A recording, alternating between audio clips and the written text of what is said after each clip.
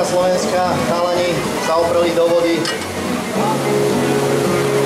Približujú sa k štartovej fotobunke, kde zabrali už na pretekárske tempo slalomovej disciplíny a vešajú do prvej bránky protiprúdnej.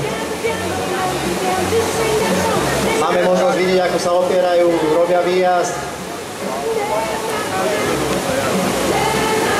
Míňajú kameň, som zvedavý, ako sa s ním popasujú.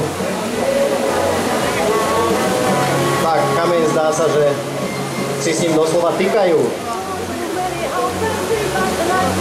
Výborne, chalani, postupujte perfektne ďalej. Beží s vami po brehu aj množstvo fanúšikov, ktorí vás povzbudzujú. Poďme, držíme vám palce. A už píňajú trubku.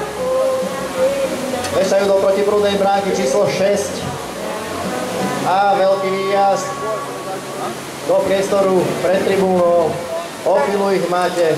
So všetkým musí naozaj veľmi rýchlo zabrať. Môžu nabrať za 8 sekundy ešte pred vstupom do bazéna.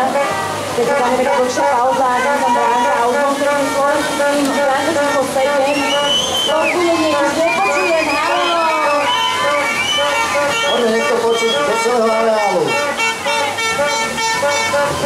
Ale nič nepočujem, poďme chlapci, poďme!